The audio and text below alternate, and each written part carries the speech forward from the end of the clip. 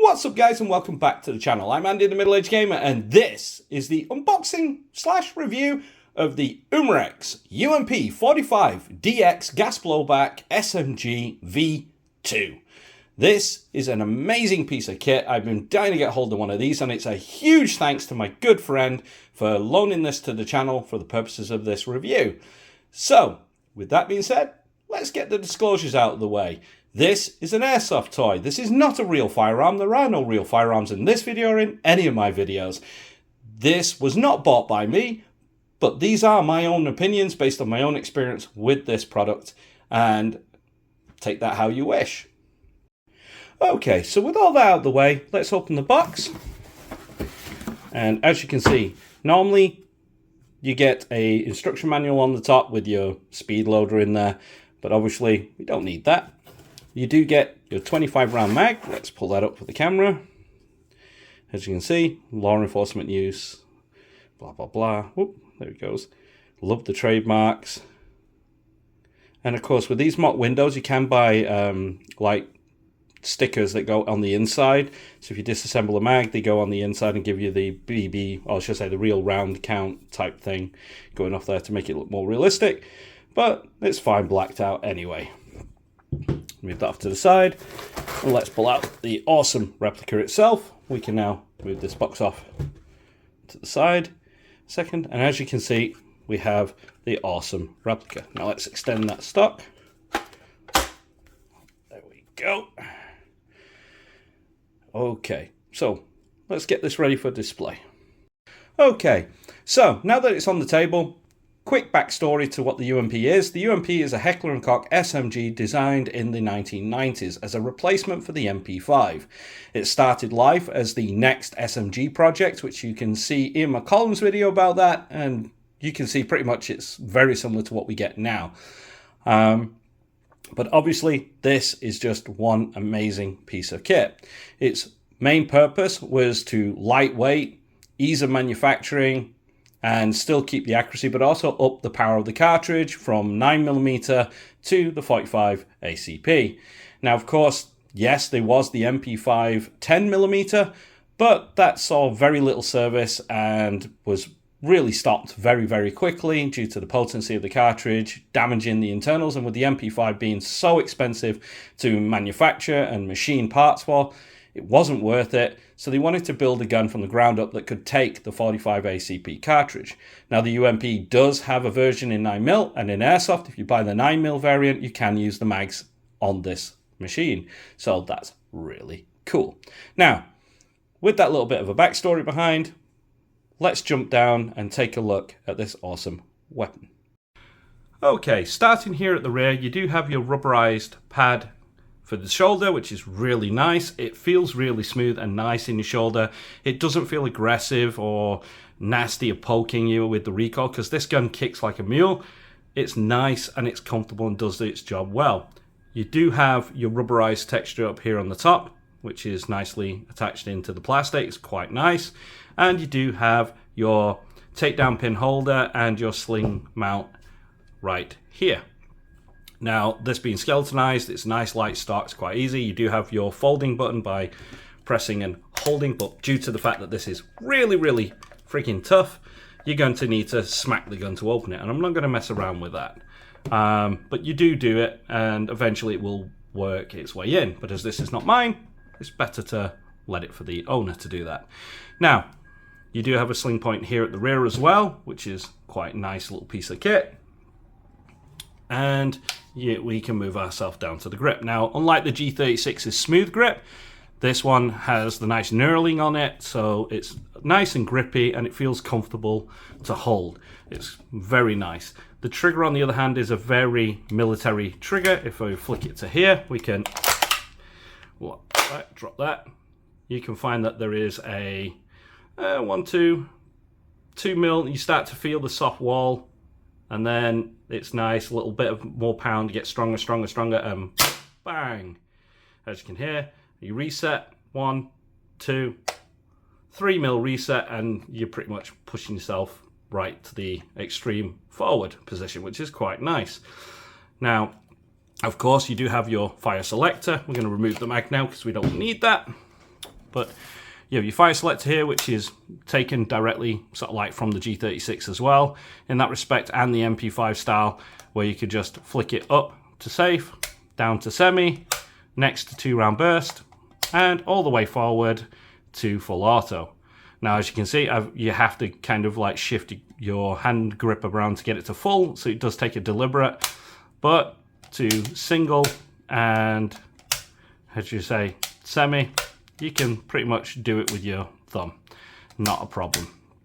Now, as we move slightly further forward, you'll notice an extra control. This was one of the things that governments wanted, because as the guns were becoming more AR-like, they wanted to keep that and put a paddle release. You have your nice ping pong paddle there, nice little target design on it.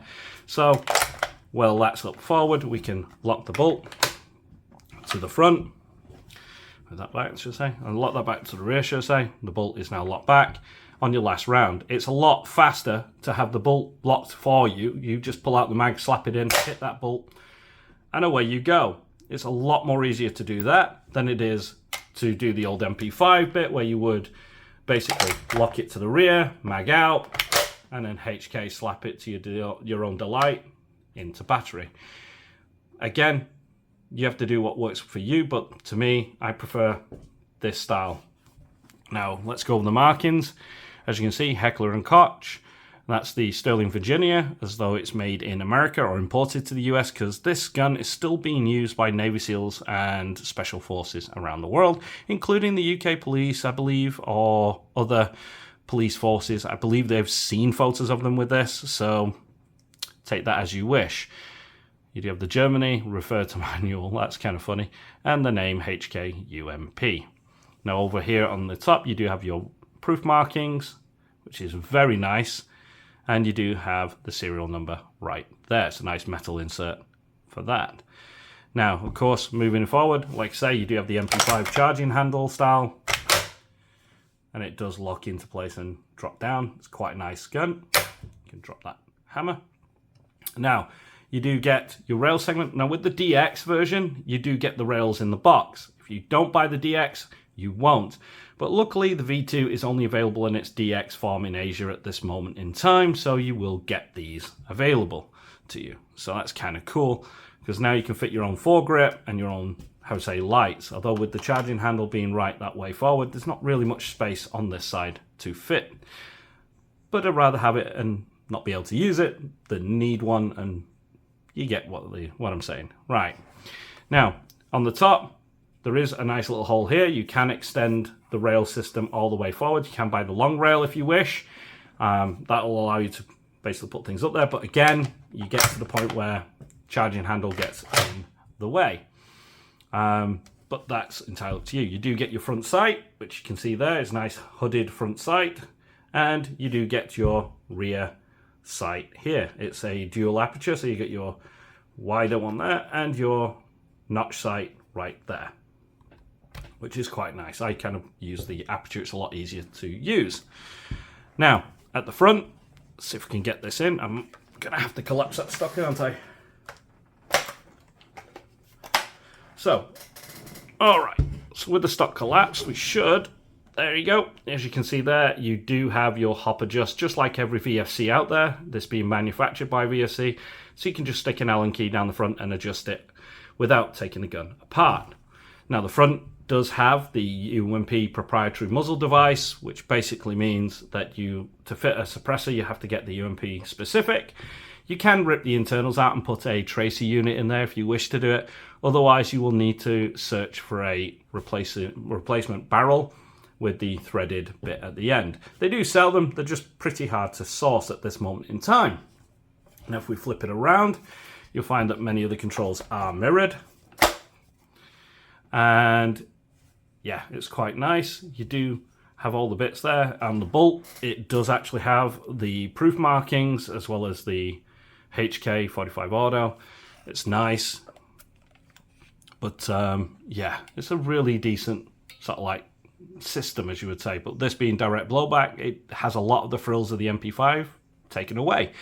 You do get your paddle mag release right here at the bottom, just like the MP5, but they have done away with the button. Why complicate things? No one could actually reach it. You know, it's not like you can have a very large finger to pop up and hit it. So better not need that one. But yeah, as you can see, ambidextrous on the fire selector, ambidextrous on the mag release with it being like that. Charging handle and bolt release is right hand friendly only, but that's kind of as far as that goes. Now, how does this thing shoot? Let's take this out to the range and let's go find out. Okay, I'm using green gas and 0.25 gram BBs.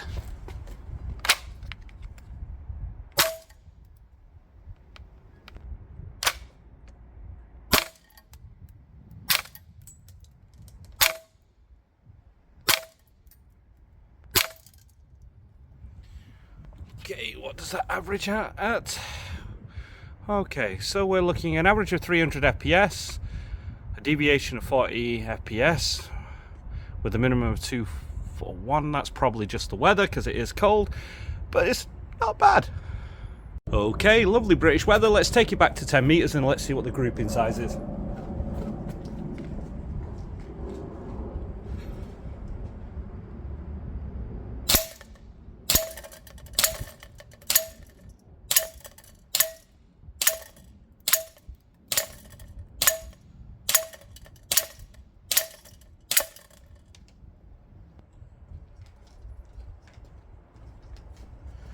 Well, even with the lovely weather, 2.5 inch grouping, 10 meters, not bad, and the recoil is substantial. Okay, let's shoot the Texas Star and let's see how many rounds it takes.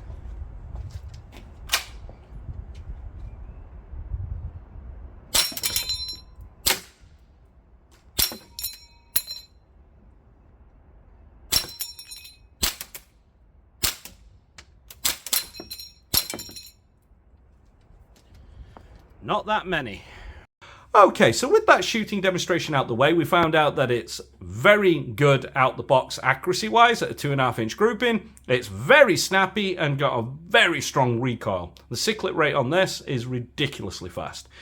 Now, what's important is what's on the inside. As you can see, I've gone ahead and disassembled this awesome piece of kit, and we've got to see what improvements they made over the last version that they released, the original. So, looking at the lower, as you can see, all here and back is predominantly polymer with steel little springs, okay? Now, as you can see, all the pins that need to be are steel. What doesn't need to be is not. This is all aluminum, which is quite nice. They're not cast, they're really good quality parts that have been designed for this, and they do their job well. As you can see, you have your hammer disconnector here that clicks forward, okay? Now, the main improvement is here at the front. With the bolt stop here, first thing you'll notice is it doesn't raise as far as it used to. And the material, as you can see, has been thickened by 1mm widthways and depthways, which basically stops it from going high enough to go over the top here. Now, under the, impact of the bolt locking back, it no longer destroys the front receiver. To help with that, they also added this steel pin here. Just to prove a point, without it catching here, but yes, that there is steel. It's 1.5mm thick widthways and 4.5mm depth this way, but also goes all the way down the side here, as you can see, to reinforce the front part here and to make sure that this doesn't go forward under the, force of the bolts slamming forward into the bolt stop. That is your main, improvement. Now, along with that, you do have your steel takedown pin, and we can talk about the guide rod and recoil spring and recoil buffer. The buffer is steel, the spring is steel, the guide rod itself and the screw that goes in the end is steel. This bit is aluminum. It's machined aluminum there at the end, which is perfectly fine. Now let's talk about the second important part, and that's the bolt carrier itself. Okay. The original one weighed 280 grams, according to Umarex's website. And basically, that was so much mass that it would bend this bolt stop here. As this went home, it would slam into the bolt stop right there, and that would basically start to bend, and within 1,000 rounds, this gun would be dead and then dodo. So, yeah. Now, Lightening this puts less stress onto this piece here. Thickening that strengthens it, means this thing's never going to break from that problem ever again. You do have your hammer, I would say, disconnector here. So as you would lock that back, this would come forward, hit there, and set it when it goes into battery, which is kind of cool. Now, at the back, you have your nozzle release, first one of 3 to be exact, there at the back. And you do have your lovely markings right here. Now, one of the party tricks of this, apart from being lighter, is this little slider here. If you undo these hex screws here a little bit and then slide this forward and back, you can control the FPS by about 15 FPS either way. That's really good. It means that if you're out of sight, you're shooting a little bit too hot in the middle of summer, you can just play with that and bring it down a little bit. Now, you do have a steel hex screw here. That is made so that when the bolt catches, that's where it will impact.